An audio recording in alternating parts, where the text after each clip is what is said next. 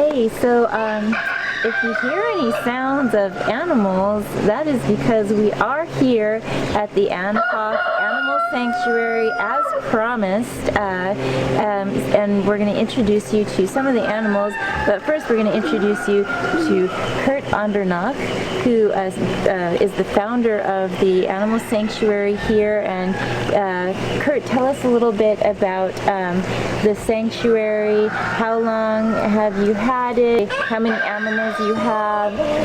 How do you sustain this place? Anything you'd like to share with us? I started rescuing farm animals about 11 years ago. It actually all started off with making a comment to a coffee shop owner that I wanted to wake up to the sound of a rooster, and then he told me that there was a rooster that needed to be rehomed because the neighbors wanted to kill it. So I took him, and Henry and Henrietta moved in here, and then shortly thereafter, actually the same coffee shop owner asked me, could you take on some goats? And I was, you know, I've never had goats and I don't know, and he was like, oh, they're easier than dogs. And I was going, okay, sold, you know. So then came the first 3 goats, and yeah, then people found out that I rescue animals, so more people called and brought me animals. I never had the intention of a sanctuary, you know, but it grew and grew and grew and grew and grew and grew, and now we have almost 300 animals. So I mean, the animals are my family, you know. I mean, we live here as much as possible as equals. And I'm also my core philosophy is to give the animals as much freedom and autonomy as possible. Of course, we have fences, enclosures. They're mostly there to protect them from potential predators. Luckily, we have very few. But I want the animals to roam freely, that they take really advantage of the woods here and enjoy a wildlife, you know, because they are not you know, born to live in buildings or whatever. Of course, they go in at night.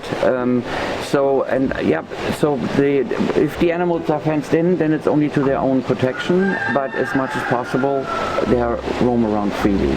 And I also basically let them decide where they want to live. You know, we have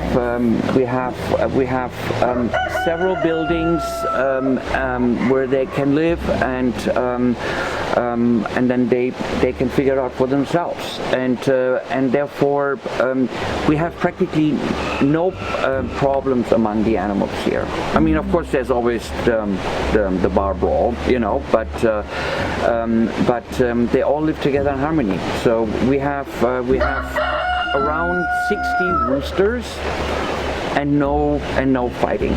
That's amazing. So no fighting. We have an enormous amount of male ducks, and also they can spread out. They can go wherever they want. You know, they have water sources all over the place. You know, and therefore, for the most part, they all get along. One of the things I love is that the animals are so friendly here. You could tell that they're very well taken care of. They'll come right up to you. You can pet them, and they just seem so happy and healthy.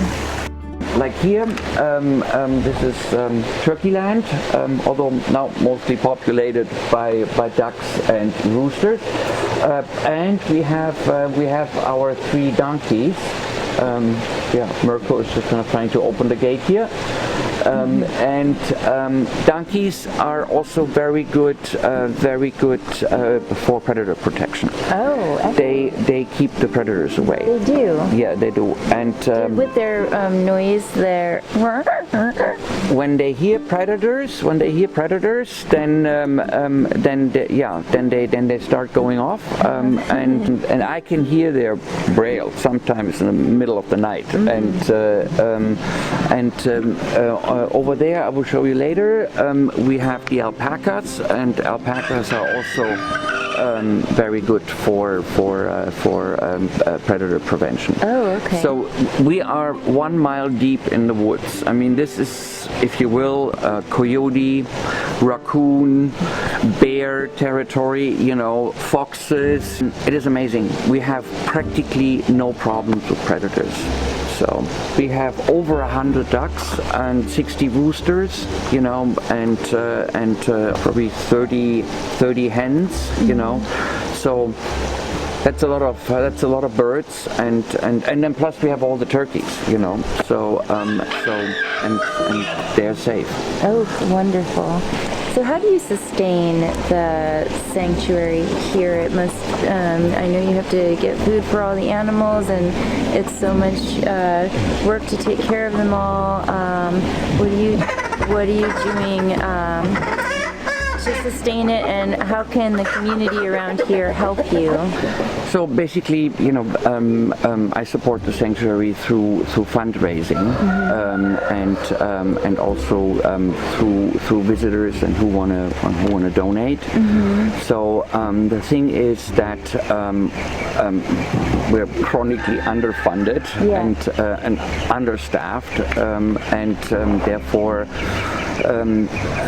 It's kind of a catch-22, you know, because there's never enough time in the day for me to also organize the fundraiser and also to do all of the social media, which is so important, you know, to raise awareness of us, you know. And because for me the animals always come first. I need to make sure that everybody's okay, and it's not just water and food, but it's also clean, you know, and make sure that they're safe. If somebody would like to make a donation, for example, just an individual, what do they do? They can go to our website, www.andhofenimals.org. And the spelling is? The spelling is AND-HOF-animals, plural, .org. Okay. So, and that's and they, of course they also can come for a visit, you know. So I'm really want to kind of draw the community more in, because this is not just about sort of you know, rescuing cute animals and nurturing them back to health. I mean.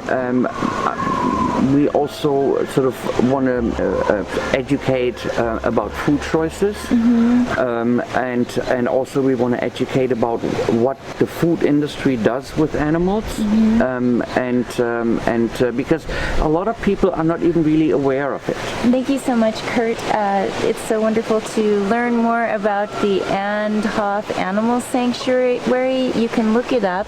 As Kurt explained, the website is and/hof/animals.org, and we encourage people to support this sanctuary, support the animals, and come out here to visit.